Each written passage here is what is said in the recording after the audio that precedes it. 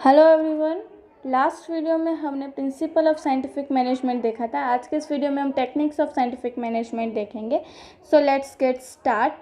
अब यहाँ पे टेक्निक्स में हमें फर्स्ट पॉइंट दिया हुआ है time study. Time study means scientific study being done for required time to complete certain part of task. अब यहाँ पे टाइम स्टडी का मीनिंग क्या हुआ कि हमें कोई एक पार्ट जो है, हमारे जो टास्क दिया हुआ है उसमें से कोई एक पार्ट को कंप्लीट करने के लिए हमें कितना टाइम चाहिए उसके बारे में स्टडी करना। That is called a time study. Whatever time is decided to finish this work in normal circumstances is called standard time. मतलब कि जो नॉर्मल सिचुएशन में कोई एक पर्टिकुलर टास्क कंप्लीट करने के लिए जो टाइम दिया जाता है, कि जो एक टाइम डिसाइड किया जाता है, that is called a standard time. ये दोनों मीनिंग आप अंडरलाइन कर लीजिए कि आपकी नोटबुक में दोनों का मीनिंग इंपॉर्टेंट है। टाइम स्टडी मीन्स कि हम जो टाइम को साइंटिफिकली स्टडी करते हैं कि जो टाइम में हमारा जो टास्क है वो कंप्लीट हुआ है वो। और स्टैंडर्ड टाइम का मीनिंग क्या होता है कि एक टाइम जो है डिसाइड किया हो, पर्टिकुलर टास्क को कंप्लीट करने के लिए जो टाइम डिसाइड किया होगा वो। As per Taylor, a task should be finished in prescribed time and its careful study is time study। कि यहाँ पे अकॉर्डिंग टू द टेलर्स कि जो टास्क जो है वो कंप्लीट जो है उसी टाइम लिमिट के अंदर कंप्लीट हो जाना चाहिए। और उसकी टाइम स्टडी एकदम केयरफुली वो गुड्स जो है कि जो हमें टास्क दिया है वो task time to time finish हो रहा है कि नहीं हो रहा, उसकी बहुत ही ज़्यादा केयरफुली जो है वो उसकी स्टडी करनी चाहिए। Time study is useful for making optimum use of production equipment and achieving AIIMS timely. कि यहाँ पे टाइम स्टडी क्यों यूज़फुल है कि हम जो है हमारा गुड्स को प्रोडक्शन करने में हमें कितना टाइम लगता है और मैक्सिमम यूज़ हम कर सकें उसका। और एज वेल एज कि हमारे जो गोल्स हैं कि जो टारगेट्स हैं उसे हम टाइमली अचीव कर सकते हैं with the help of time study. कि टाइम स्टडी के वजह से हमारा कोई टाइम जो है वेस्ट नहीं होता।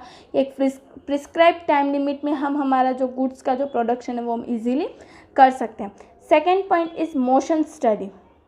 Motion study means method of removing wastage of source during unnecessary and unproductive movement of man and material. कि यहाँ पे मोशन स्टडी मतलब कि ये जो वेस्टेज होता है रिसोर्सेज का, कि अगर रिमूविंग की ये जो वेस्टेज होता है कि अननेसेसरी मूवमेंट हो या अनप्रोडक्टिव मूवमेंट हो वर्क की या मटेरियल की या मेन की जो टाइम वेस्ट होता है कि कभी कभी ब्रेक के टाइम पे या कोई भी काम के टाइम पे एक वर्कर एक जगह से दूसरी जगह पे जाता है, तो इस टाइम ये जो अनप्रोडक्टिव वर्क है या अनप्रोडक्टिव मूवमेंट है उसे रिमूव करना, किस तरह से हम वो जो अनप्रोडक्टिव वर्क जो है उसे हम रिमूव करके ज़्यादा से ज़्यादा हम काम कर सकते हैं, उसके बारे में स्टडी करना। That is called a motion study. If carefully study is made when worker is doing movement at the time of working, then industrial fat of worker can be removed by removing wrong process of movement and productivity can be increased।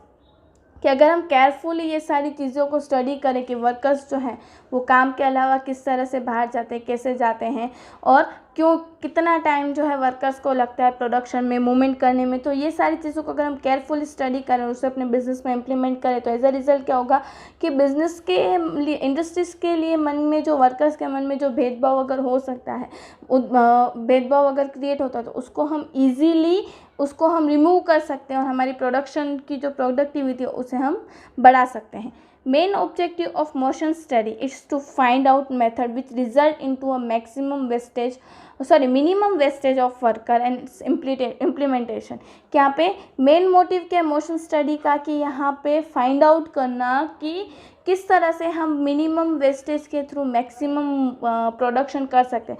Minimum wastage मतलब कि workers जो है वो जो time waste करते हैं एक जगह से दूसरी जगह पे जाने के लिए या रॉ मटेरियल वेस्ट होता है, वो सारे वेस्टेज को हम किस तरह से कम कर सकते हैं और हमारा प्रोडक्शन हम किस तरह से बढ़ा सकते हैं उसके बारे में स्टडी करना। That is called a motion study. Then after last point is differential wage rate study. के अलग अलग वेज रेट स्टडीज़ क्या है। Differential wage rate study means given through wage related motivation based on time of work to workers. के यहाँ पे differential wage rate में study का मीनिंग क्या हो कि वर्कर्स को हम मोटिवेशन दें कि वेज मोटिवेशन मतलब कि ज़्यादा से ज़्यादा पैसे का अगर हम जो काम का जो हम फाइनेंशियली जो मोटिवेशन दें हम वर्कर्स को कि उन्होंने जितना काम किया, जितने टाइम में उन्होंने काम किया उस काम को हम फाइनेंशियली मोटिवेशन दें। That is called a differential wage rate study. Frederick Taylor favoured this motivational wage rate method. Each worker working in factory have different work efficiency. यहाँ पे फ्रेडरिक टेलर जो है उन्होंने इस तरह के वर्क के मेथड को ज़्यादा से ज़्यादा इम्पोर्टेंस दिया, क्योंकि अलग अलग वर्कर्स की इफ़िशिएंसी अलग अलग होती है फील्ड में। Considering this fact, efficient worker should get more wage and worker having less efficiency should get lower wage in this term of production. अब यहाँ पे ये सारी चीज़ों को ध्यान में रखने के बाद कि जो वर्कर ज़्यादा काम करता है उन्हें ज़्यादा वेज रेट दिया जाए, और जो वर्कर कम इफिशिएंसी से, मतलब कि उसकी जिसकी कैपेसिटी कम हो उसे कम वेज दिया जाए, जिसकी कैपेसिटी ज़्यादा हो उसे ज़्यादा वेजेस प्रोवाइड किया जाए। इस तरह से यहाँ पे इस मेथड में काम किया जाता है। Considering this fact, Frederick Taylor given different wage rate. यहाँ पे इस फैक्ट को ध्यान में रखने के बाद फ्रेडरिक टेलर ने हमें क्या क्या अलग अलग वेज रेट के सिस्टम्स भी हमें दिए, कि जिसके थ्रू पता चले कि वर्कर्स को उनकी कैपेसिटी के अकॉर्डिंग जो है उन्हें काम दिया जाए। यहाँ पे हमने फर्स्ट एक टॉपिक देखा कि टेक्निक्स की, साइंटिफिक मैनेजमेंट के बारे में अगर हमें स्टडी करना है तो कौन सी मेथड से हम स्टडी कर सकते हैं। उसके बाद का हमारा नेक्स्ट टॉपिक है यहाँ पे principle of management by Henry Fayol. यहाँ पे हेनरी फ्योल ने हमें कौन से प्रिंसिपल्स दिए हैं वो। Henry Fayol, who presented management principle, was French engineer and industrialist। Underline कर दीजिएगा कि यहाँ पे हेनरी फ्योल कौन है, फ्रेंच इंजीनियर हैं और एक इंडस्ट्रियलिस्ट है। कि ही presented these principles in his book Industrial and General Management in 1960। उन्होंने ये प्रिंसिपल कब प्रेजेंट किए थे इनकी बुक में, कि जो बुक आई थी इंडस्ट्रियल एंड जनरल मैनेजमेंट इन 1916 में, वो उन्होंने ये थॉट्स जो है उस बुक में प्रेजेंट किए थे। Henry Fayol divided administrative principle of industries unit into 6 part of ease and clarification। कि यहाँ पे हेनरी फ्योल ने क्या क्या इंडस्ट्रीज की जो भी एक्टिविटीज़ के जो प्रिंसिपल्स उन्हें 6 अलग अलग एक्टिविटीज़ में डिवाइड कर दिया है कि इजीली हम क्लैरिफाई कर सके। First is technical activity. अब टेक्निकल एक्टिविटी में क्या होता है, it includes factory machineries and activities related production. कि यहाँ पे फैक्ट्री मशीन एंड प्रोडक्शन के रिलेटेड जो भी एक्टिविटीज़ होती हो। कॉमर्शियल एक्टिविटी, यहाँ पे कॉमर्शियल एक्टिविटी में क्या है, purchasing, sales, exchange of units etcetera. Third point is financial activities. Financial activities में कौन सी एक्टिविटीज़ इंक्लूडेड है, procurement of capital, use of capital, fund maintenance, reinvestment, ये सारी चीज़ें। Fourth activity safety activity. Safety activity में क्या, safety of employ, safety of asset, safety of goods etcetera. Fifth activity है accounting activity. It includes financial statement, procuring necessary statistical analysis, ये सारी चीज़ें। फिर सिक्स एक्टिविटी यहाँ पे दी गई है मैनेजमेंट एक्टिविटी। यहाँ पे मैनेजमेंट एक्टिविटी में क्या दिया हुआ है, planning, organising, direction, coordination, control activity. ये सारी एक्टिविटीज़ जो है वो कहाँ पे इंक्लूडेड की है, मैनेजमेंट एक्टिविटीज़ में। ये सारी चीज़ें जो है 6 पार्ट में उन्होंने डिवाइड कर दी हैं। The principle developed by Henry Fayol were totally new.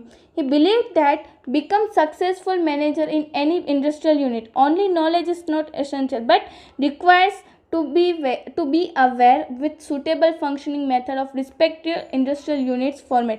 कि यहाँ पे हेनरी फ्योल के जो मैनेजमेंट के जो प्रिंसिपल थे वो एकदम ही अलग थे। उन्होंने कहा है कि अगर हमें बिजनेस में अगर सक्सेसफुल बनना है मैनेजर में, तो हमें नॉलेज नहीं बट बिजनेस में कौन सी सिचुएशन कब आ सकती है और उसे किस तरह से हम जो है वो उस सिचुएशन से हम लड़ सकते हैं, ये सारी चीज़ों में का भी नॉलेज होना ज़रूरी है। Henry Fayol based on his experience and knowledge presented 14 important principle of management which have prove very useful in management. यहाँ पे उन्होंने उनके एक्सपीरियंस के अकॉर्डिंग 14 अलग अलग मैनेजमेंट के जो भी प्रिंसिपल्स है वो हमें दे, और जो बहुत ही ज़्यादा यूज़फुल हमें मैनेजमेंट में बहुत ही ज़्यादा यूज़फुल हुए हैं वो। आज के इस वीडियो में हमने देखा कि हेनरी फ्योल ने किस तरह से उनकी एक्टिविटीज़ को 6 पार्ट में डिवाइड किया है, और फिर साइंटिफिक मैनेजमेंट की टेक्निक्स जो थी वो। इन द नेक्स्ट वीडियो हम जो है हमारे यहाँ पे हेनरी फ्योल ने जो 14 हमें प्रिंसिपल्स दिए हैं उसके बारे में सीखेंगे। Thank you.